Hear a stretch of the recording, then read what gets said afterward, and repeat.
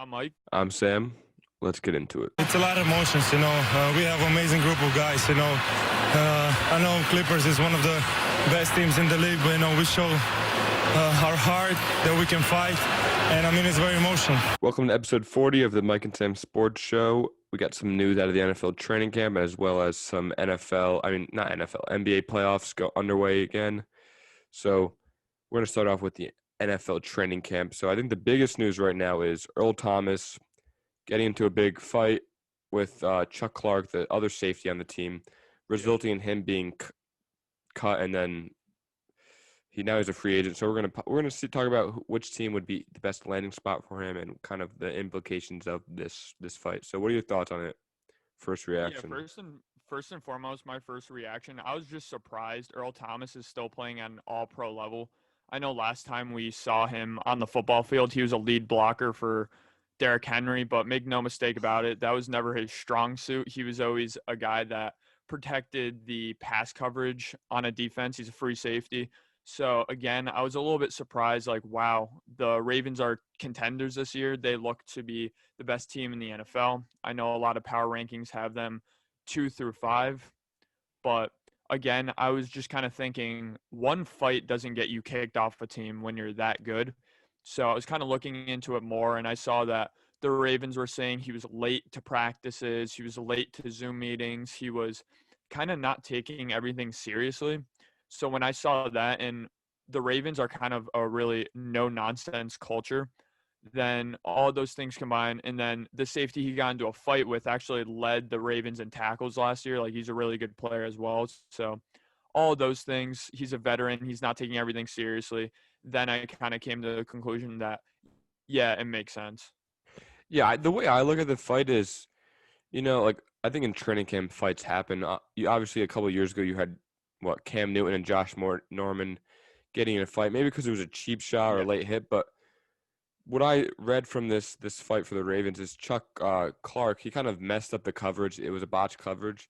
I feel like when your teammate messes up, you kind of teach them how to do it better next time. But if your teammate messes up and Earl Thomas comes over and starts throwing punches at you, that's gonna hurt team chemistry a lot. So I think with this fight, the Ravens saw that he's kind of not a team player right now, because they're in Super Bowl win now mode. Yeah. They're not trying to just barely make the playoffs or just win one playoff game. They're trying to win a Super Bowl. So they want to have the most team chemistry they can have, and with someone that's throwing punches or starting a fight because of one botched coverage, that's kind of a red flag for me.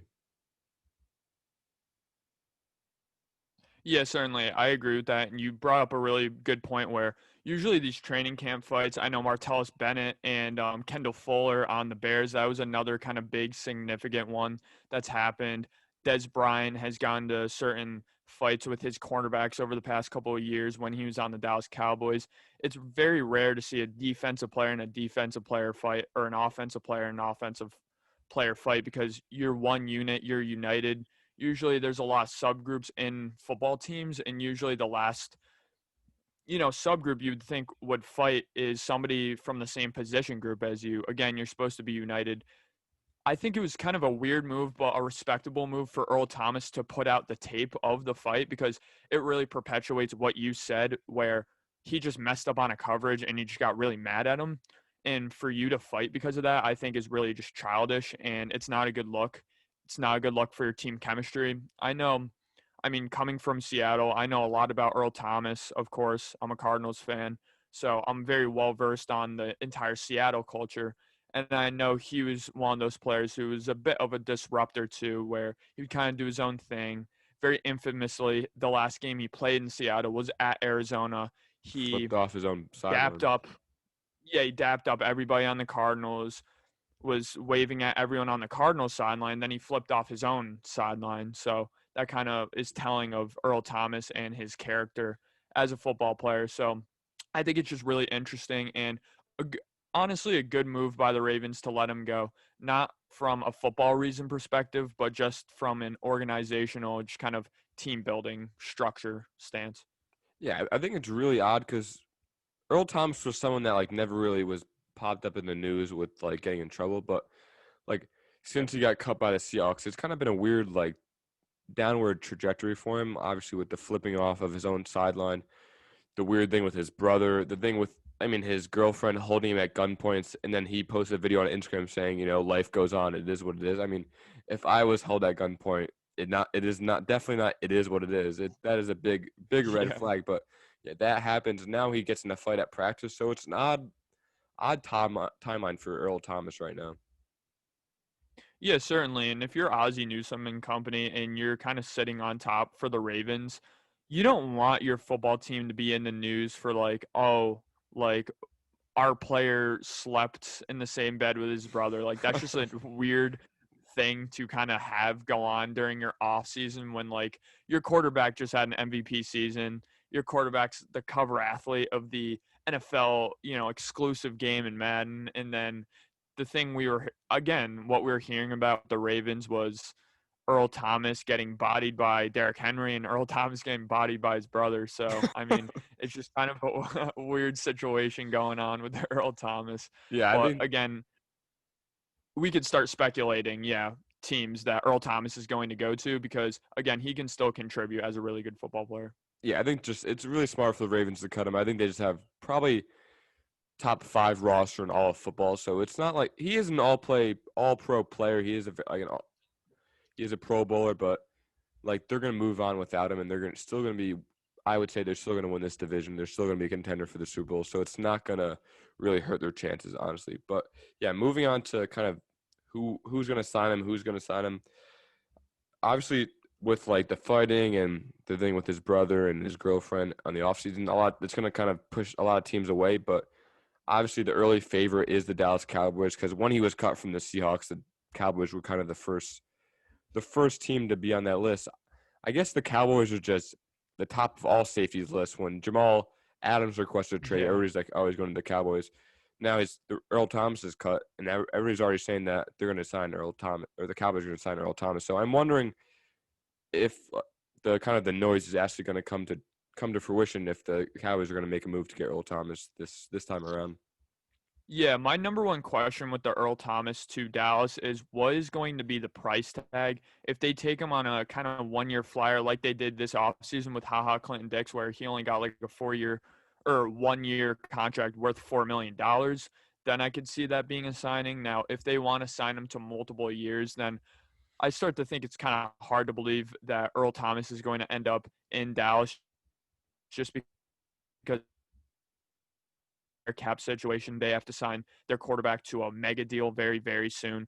So I think it's just really interesting from that perspective. But what frees Earl Thomas up to go to Dallas is Gerald McCoy. So Gerald McCoy just got hurt, and they had a very specific clause in the contract where if he had a pectoral injury, I mean, they really did their homework. It's good for them. But if he had a pectoral injury, then they were kind of waived of all salary fees.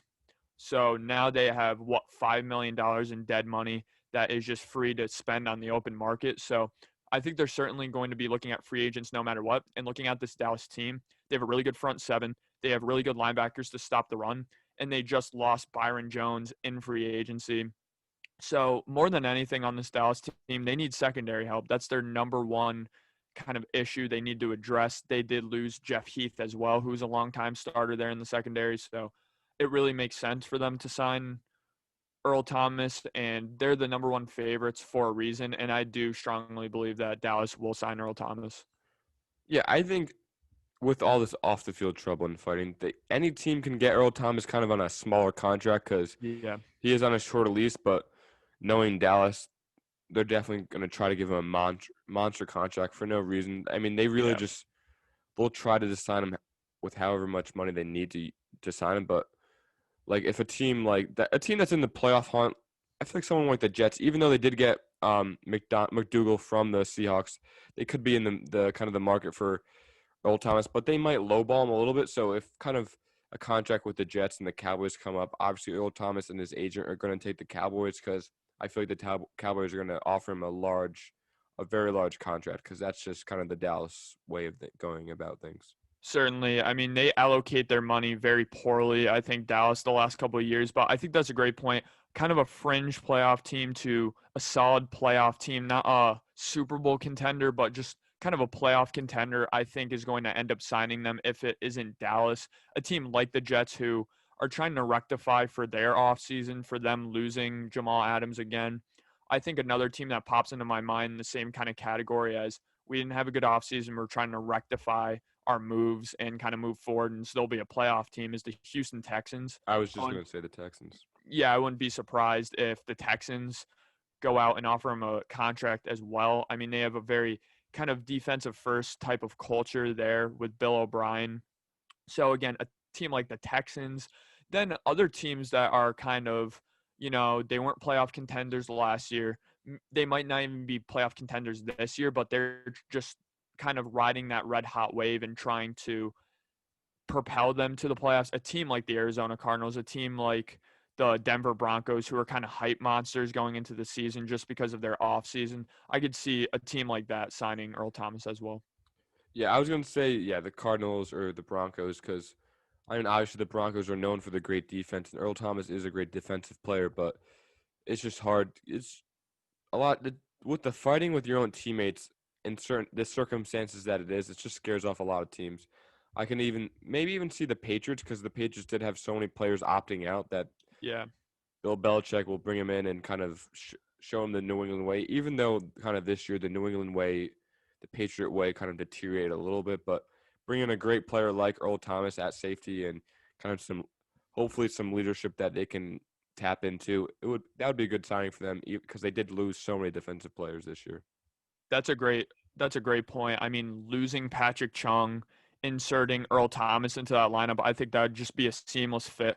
And I mean, the Patriots are just the kings of the 1-year prove-it deals, right? Where you have your veteran players, you have your Brian Hoyers, you have your Cam Newtons. We're going to sign you to a 1-year deal, prove it. Even Jamie Collins, right, was a longtime Patriot, went elsewhere, went to the Browns, played horrible, and then was kind of on a prove-it deal with the Patriots, proved that he was still a really good player, maybe just under the Patriots system, but then got another big contract with the Detroit Lions. So I can certainly see him signing a multi-year deal with a team that looks to be red hot or a contender, again, like Dallas, like Arizona, like Denver. But again, I can also see him signing a deal with a team like, again, the Patriots to a 1-year prove-it deal, plays really well, and then finds himself back in the highest paid safety in the league conversation. Yeah. So before we move on, if you had to pick one team, who would that one team be? I know this isn't the sexy pick, but I would pick the Dallas Cowboys. I'll also go with the Dallas Cowboys. I just think that they've been in talks for so long, it's been rumored for so long that I think it's bound to happen eventually. But moving on to some more NFL training camps. So with the shortened season, the shortened training camp at least, no preseason game, there has been some more injuries with young players. So Denzel Mims has been hurt, Nick Chubb has been hurt, Chase Young has been hurt. So what are your thoughts on kind of this shortened training camp and how it's going to affect the NFL season going into week 1? Yeah, all the guys' injuries that you just named, in my opinion, are pretty significant, not because of the injuries themselves. You have Nick Chubb with a concussion, which I believe he's had a concussion before in his short Browns career. I think injuries were kind of a concern for him coming out of Georgia. You have Chase Young, of course. I mean, he just got a hip pointer, which isn't that big of an injury again, but he has injury concerns. And Denzel Mims, the problem with those guys are they're rookies. They're trying to get up to speed to very intricate NFL offenses and very intricate NFL defenses. And for you to miss even more time in a shortened season or a shortened off season, I should say, where you don't even have preseason, I think that's pretty significant. Again, just they're behind. They're going to need to self-teach themselves a lot of these concepts, which is just really tough on NFL guys. But I think it's just really significant that these guys are getting injured early on because I just think we're going to see a huge uptick in injuries this season. I really do. What are your thoughts on that?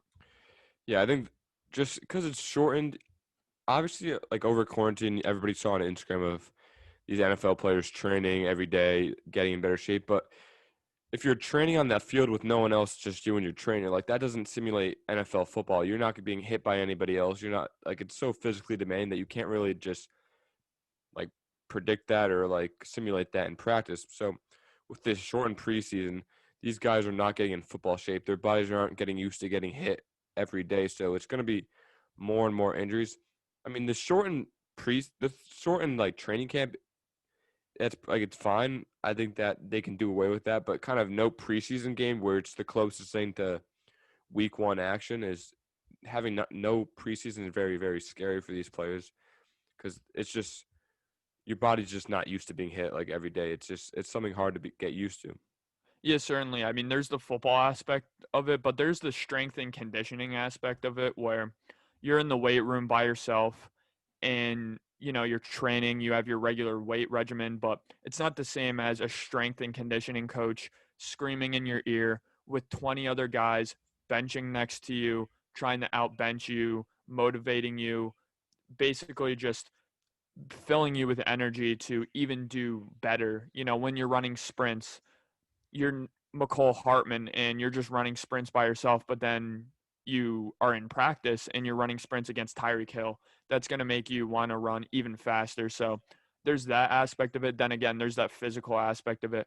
There's that real game time hitting aspect of it, which these guys are simply going to miss. And I think we're certainly going to see week one certain position groups that really rely on physicality. I think specifically the offensive linemen are really going to struggle the first couple of weeks of the NFL season because you have guys going 80, 90% in practice, the guys you're going to be playing against on the defensive line. Then once you really get into a game and you have, your Von Millers, your Aaron Donalds going at you 100 miles per hour, I think it's the offensive linemen that are going to struggle the most with it, not in terms of injury, but in terms of just looking the most raw week one. Yeah, I completely agree, but I just kind of want to divert this conversation to quarterbacks because you're talking about like real life simulation, like real life like game time speed. You look at someone like Dwayne Haskins, who is, if you follow him on Instagram, he's training every day. You're like, oh, he's gonna be amazing this year. But there's a video of him and Alex Smith who just came off a almost career-ending leg injury, Yeah. and like they were dropping back next to one another, and Haskins overthrew his wide receiver while Alex Smith hit him right in between the numbers. So it kind of just shows that with this short, like no matter how hard you're training in the off season, once you get the preseason, it's so hard to kind of get that game time speed going with Yeah. with your rhythm and everything else. Yeah, it's so, so, so vital for quarterbacks to be on the same page with their wide receivers because Dwayne Haskins could go to his old high school field all offseason. He could throw on his old high school field with his old high school wide receivers, and that would do great. That will make you a better player, better quarterback. I'm not denying that, but it's very different once you have Terry McLaurin, once you have some of these guys who are NFL level wide receivers who run NFL level routes who are really fast to get off the ball. It's just so important in terms of timing. I think we saw that a prime example of this kind of phenomenon is in Miami last year where you had Ryan Fitzpatrick. Is Ryan Fitzpatrick really that much better than Josh Rosen? I really don't think so. I just think that Ryan Fitzpatrick had the chemistry with his teammates and was on the same page as his teammates, whereas Josh Rosen, I mean, his throws were all over the place. There were so many times where he would throw a ball in a specific place and the receiver would be just completely away from it. Not because Josh Rosen's a bad quarterback, but because he didn't have chemistry with his wide receivers. So I think that's something we're going to see a lot this season where wide receivers just don't have chemistry with their quarterbacks and vice versa. And I think that's going to take a huge toll on NFL offenses. It did for the Dolphins last season. It did for the Patriots last season where Tom Brady didn't have any chemistry with his wide receivers as well. So again, that's a huge thing going into the season that's really going to affect quarterbacks.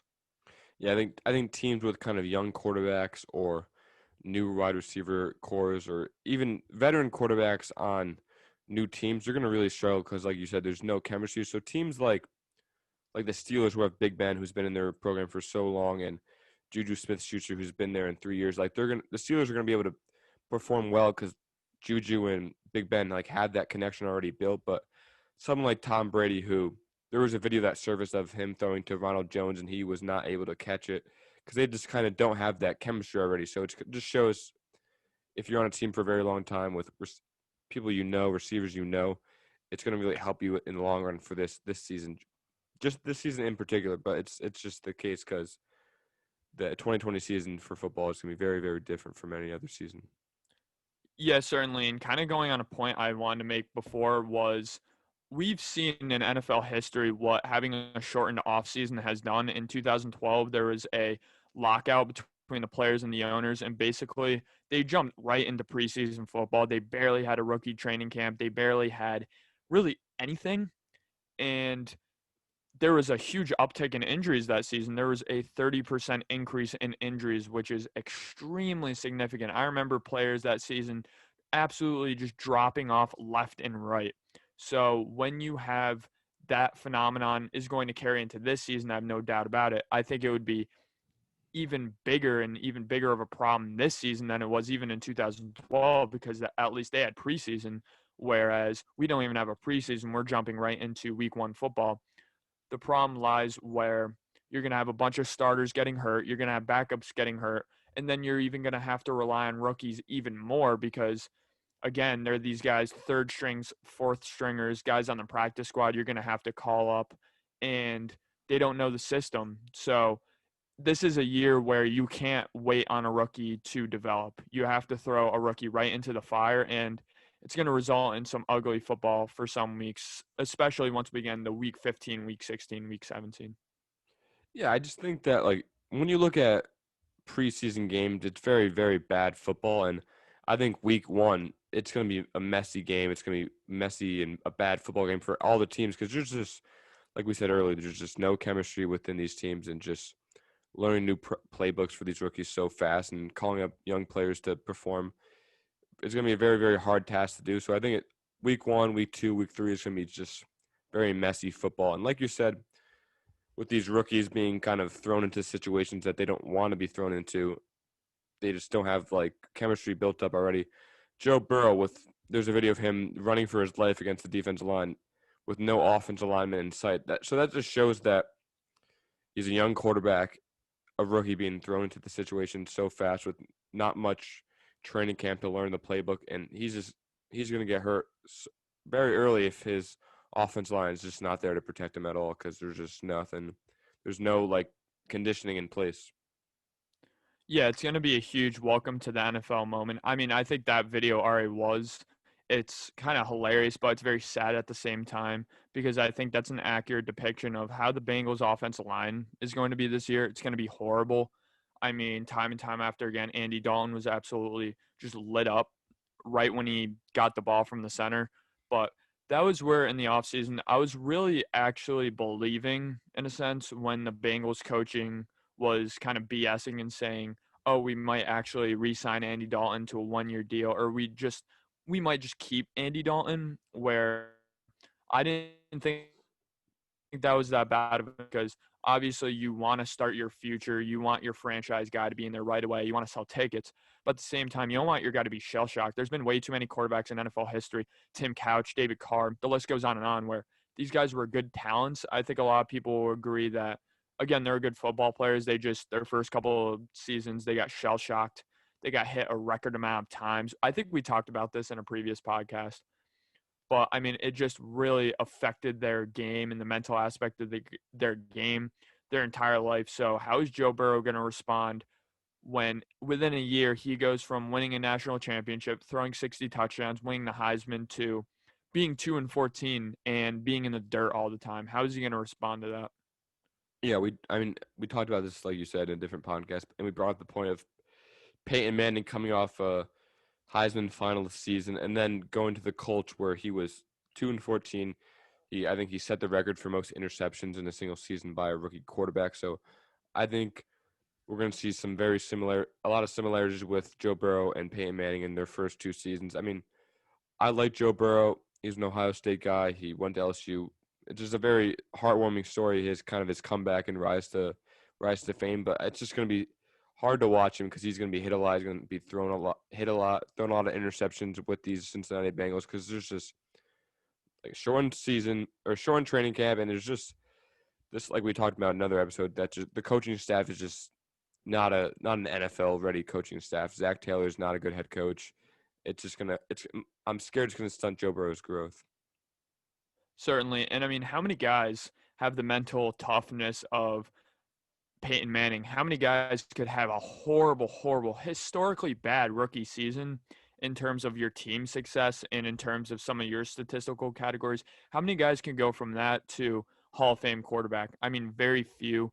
You often see, you have your Ben Roethlisbergers, your Dak Prescotts, where these guys started out in incredibly just great situations, and that propelled them to have kind of a winning mentality and just have a lot of confidence as an NFL quarterback. Whereas some other guys, Baker Mayfield, Sam Darnold, very confident guys, but I think it's fair to say that their confidence has been shook a little bit just because of their organization, just because of the start of their career. So it's going to be really interesting to see if Joe Burrow could kind of overcome all those adversities. Yeah, I mean the season's coming. It's barreling towards these players, so they better get ready fast. And I mean they don't have much time to prepare, so they gotta make the most of this training camp. But moving on to some NBA basketball, the playoffs are still underway. We talked about it last episode. So I think the series we want to jump into right now at this moment is the Blazers Lakers. So we kind of last episode we were talking about how the Lakers can be taking the game to 7 games. That it was kind of be they're going to get a run from these money by these Blazers. But game 2, even though LeBron James did play poor, scoring 10 points, the Lakers still managed to win. And then last night the Lakers won with LeBron, like we said, becoming that aggressive player that he needs to be in order for them to win the series by scoring 38. So what are your thoughts from the kind of the different parallels that LeBron played in game 2 and game 3? Yeah, that's a great question. I would first and foremost, before I answer that, would like to say I was dead wrong on our last podcast. Like, I was laughably wrong about my prediction for this series going forward. I thought the Trailblazers were going to come out firing game 2 and just take game 2. But what I kind of failed to realize is that the Trailblazers are kind of compromised offensively. I mean, the Trailblazers are only going to be able to put up 120 points or less, and that's something where they needed to be north of 120 points each and every single game to even have a chance to win. And I think this Lakers team at this point has proven that they're a great defense and they could hold one of the best offenses in the league, one of the best offenses in the bubble, to average nights in terms of scoring. So, I mean, it's really the Lakers against themselves. It's the Lakers offense against the Lakers. So, I mean, moving forward, I think it was so vital for LeBron James to show kind of some semblance of aggression and just kind of his old self where, great, you win with scoring 10 points, but that's not going to be sustainable. You're going to need to be able to lower your shoulder down and just be able to carry the offensive load. You had Anthony Davis, who had an uncharacteristic night. I've never seen an 85% free throw shooter do that bad from the free throw line in an individual night like Anthony Davis did in game 3. But again, I think he played a great game. I know he was 4 for 8 from the 3, and he was just getting to really the bucket just so much. But something I would like to say to LeBron James, if he was listening, is don't be afraid to do what you're good at, because I know the NBA has shifted to, if you're not taking a 3, if you're not shooting a layup, if you're not shooting a free throw, then what are you doing?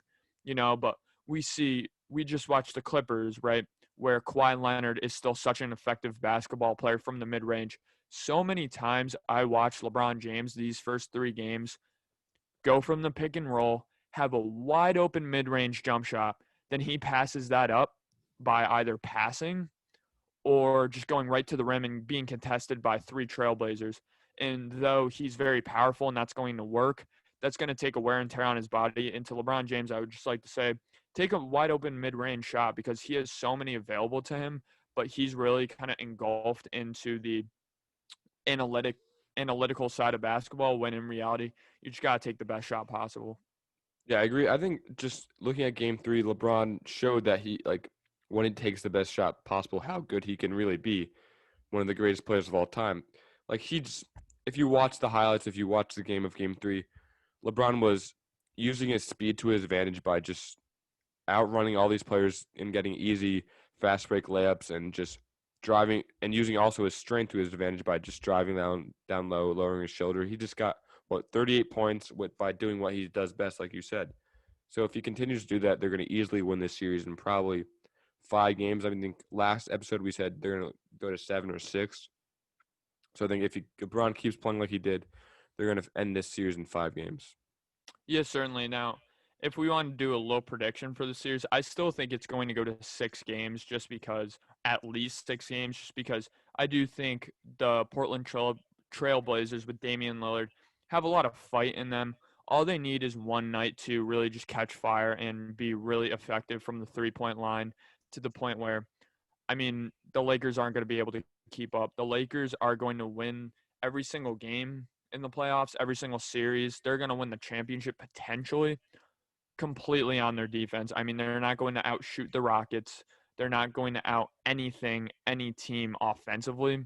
They're simply going to need Anthony Davis to play great offensively, LeBron James to play off great offensively, and the rest of the team to just kind of fall in line and play great defense. That's what we've seen in Game 2 and Game 3. That's why they've won, and that's going to be the winning formula for them going forward.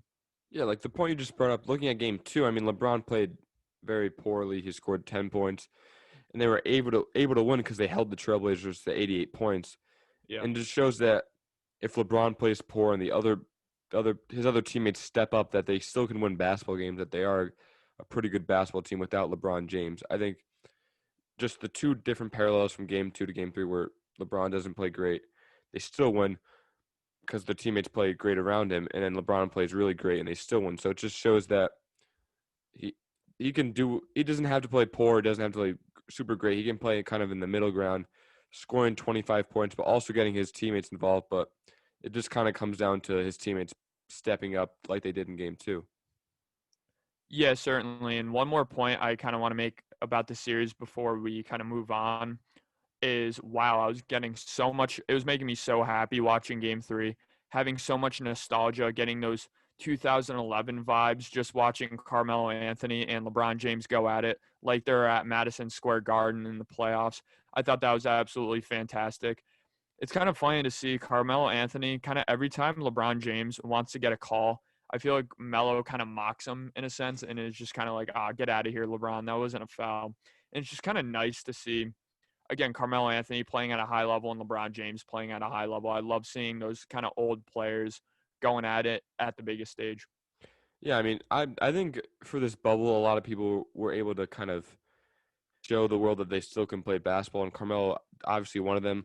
I think in Game 3 he had 13 points in the third quarter alone. So he's playing great. He's been a great spot-up shooter for these Trailblazers, and it shows that Carmelo, despite his age, he still has a lot of great basketball in him.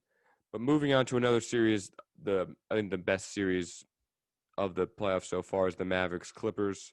I mean, looking at the game today, the Mavericks didn't have Kristaps Porzingis. He was out, and they still were able to win because Luka Doncic just put his team on his back by having a 40-point plus 40-point triple-double and hitting that amazing step-back three for game winner. So just what are your thoughts on the Clippers not like sweeping I think the Mavericks were still going to get one game regardless, but the Clippers just not dominating in this series like a lot of people thought they were going to. Absolutely crazy game winner. It's incredible that Luka Doncic is easily, in my opinion, a top 10 basketball player in the world at the age that he's at. I mean, I think that's absolutely incredible. But my first reaction, you saw it, I put it up on our Instagram story, was I bet Kawhi Leonard is thinking in the back of his head right now, I should have stayed on the Raptors, just because his co-star and Paul George, Pandemic P, he's not playoff P, is just bad in the playoffs. I mean, he's been bad for 4 straight years in the playoffs now. Some things never change. And Paul George, since he got that leg injury, since he kind of switched to number 13, he hasn't been good in the playoffs. And when your co-star is not good in the playoffs, then you have a team constructed around a lot of old players, a lot of veterans, a lot of guys who offensively work within themselves. Marcus Morris, Kawhi Leonard, Paul George, Lou Williams. These are guys that don't create for their teammates. These are guys that create for themselves. So when you have a lack of playmaker for your offense, where, again, these guys are working by themselves, you're not going to win basketball games unless you have your star players really performing to their best. Because, again, this team, I mean, their biggest weakness was chemistry. Their biggest weakness was their point guard. They don't have a true point guard on this entire roster. They don't have a guy that could swing it around the perimeter, take advantage of kind of the defense collapsing in on Kawhi Leonard, because Kawhi Leonard, again, he's not a guy who's going to pass out of every time he gets double teamed to the wide open corner and the guy's going to make a three. That's just not Kawhi Leonard's game. He doesn't see the court like that. So again, I think it's really troublesome for the Clippers, and I think they've been exposed in that, which I think the writing was on the wall, though, that, again, they don't have that point guard. Yeah, if you're talking about Kawhi Leonard not seeing the court and not feeding his other teammates, I mean, just look at his final shot in regulation where he was playing isolation ball for the whole shot clock, and he just chucked up a fadeaway 2-point. It wasn't even in 3-point lane. It was probably one of the longest 2-pointers possibly that he could have shot. It was a fadeaway, and it was just a clanker, and it was a bad shot to take when the game was on the line. So it just shows that, like you said, these are me type players that are not really playing for their team. Yeah, certainly. I mean, if you look back at Kawhi Leonard and kind of his playoff run last year, I mean, Kawhi Leonard's game is really predicated on that mid-range game, and he works kind of within that. Hell, I would argue this, I think this unpopular opinion, I think his shot to beat the 76ers, I think that was a bad shot. I mean, that was a very, very deep, heavily contested mid-range shot that clanked a bunch of times and ended up going in. And, I mean, history is written in that way where, I mean, the Toronto Raptors had this magical run, and I mean, they went to the finals and they won the finals against the Golden State Warriors. But again, they're that one mid-range shot from losing. So I think that really is important, where you can't get the best shot. You're going to have to rely on Kawhi Leonard, who, I mean, already carried them offensively this game along with Lou Williams. You're going to have to rely on him hitting those tough shots time in and time out. You can never just get a wide open role player for a wide open three to end the game like you can with a guy like LeBron James, like a guy like with Chris Paul. You're just not going to get that with the Clippers, and I think that's really going to hurt them. I think if you look at the Mavericks on offense, there's so many possessions where Luka held the ball for 24 seconds and he had to take some crazy shot. And that's just scary for the Clippers because if Luka, they know that Luka's going to shoot the ball. They know he's going to have the ball for the majority of the shot clock, and they still weren't able to stop that in this game. That once they play a team like the Rockets where James Harden, he does score a lot, but he gets other teammates involved, like how are they going to stop that? They're not going to be able to, obviously, if they end up winning the series, which, I mean, it's 2-2. I anticipate the Clippers still winning the series, but the momentum has certainly shifted. I mean, how are you going to go against another team in the West? How are you going to go against a team, maybe not like the Nuggets or the Jazz, where I believe they're set to play one of those two teams? I think they'll beat those two teams pretty easily. But how are you going to play a team like the Lakers or Rockets? I mean, I don't know if they're going to win against them the way they're looking right now. But you brought up a point about their defense, and I just want to touch upon their defense. Where's Paul George's defense?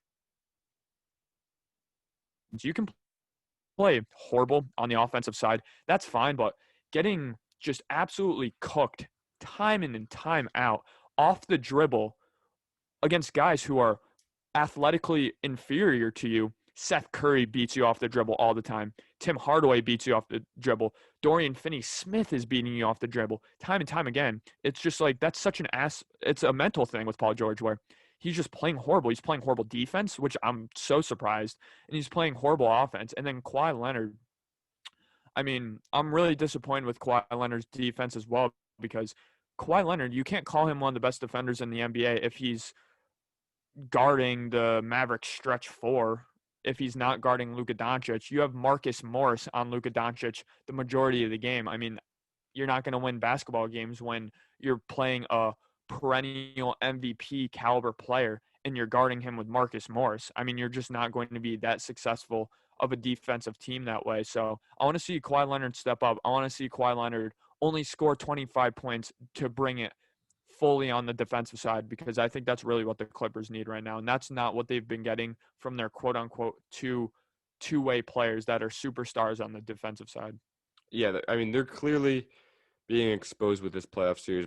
Paul George, I think he had 9 points, maybe 11 maximum in this game, which is just if you're a second fiddle on a championship hopeful team and you're scoring 9 points, that's not going to cut it in a first round series at all. It's not going to cut it in any game if you're supposed to be an all-star type player. But yeah, there's just a lot of glaring problems with this Clippers.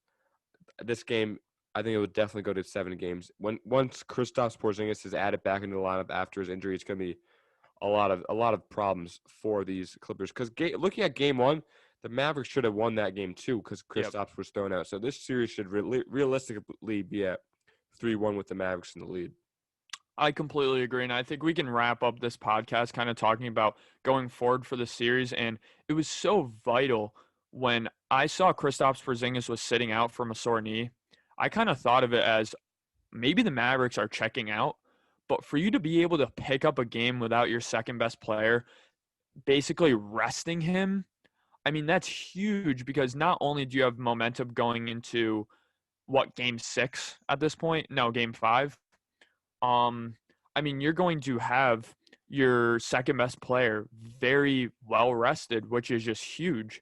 So, I mean, huge win for the Mavericks tonight, not only by beating the Clippers, obviously taking it to at the very least 6 games, but now, I mean, you rest your second best player while doing so, while your first best player is kind of on a hobbled ankle. I think you're going to see a lot more Kristaps Porzingis with the role players rather than Luka Doncic with the role players without Kristaps in Game 5 because, again, Kristaps is going to be well rested. I think that's huge, and I think that could really give them the upper hand going into Game 5. And also, outside of Luka Doncic and Kristaps Porzingis, Trey Burke played really, really great. I mean, he was creating his own shots. I think he scored 23 or around there. He played really great, and he kind of showed himself as the third best player on this team. And if kind of the Mavericks in this offseason are able to build around Luka, Kristaps, Trey Burke, and then kind of Seth Curry even off the bench, they can have a great core because they don't really have a lot of good players on this roster. That's why Luka did have to go down the court so many times and just hold the ball himself for the whole shot clock because there's no one really outside of those 4 players. So I think the Mavericks have a good core. They need to kind of build around them to become one of those top teams in the Western Conference. They do, certainly. And one last thing I kind of want to say about the series is just the Mavericks have wanted it more. Each and every single game, they just come out with a fire, led by Luka Doncic, who's a very fiery player. He's not afraid to get into the face of opposing players in the opposing defense. He's really just not afraid. And the problem with having a guy like Kawhi Leonard lead your team is he's a bit of a quiet assassin where he's going to do his own thing. He's going to just be a great player. He's going to be a top 5 player in the NBA, but he's not fiery. He's not going to yell at his teammate for missing a defensive assignment. He's not going to pump up his team in that way, except for his play. So I think that's where it's so vital missing a guy like Patrick Beverley, who, I mean, no matter if he plays good or bad, he's going to fire up your team and make your team play with a certain fire that Kawhi Leonard is just not going to bring because, again, he's more of a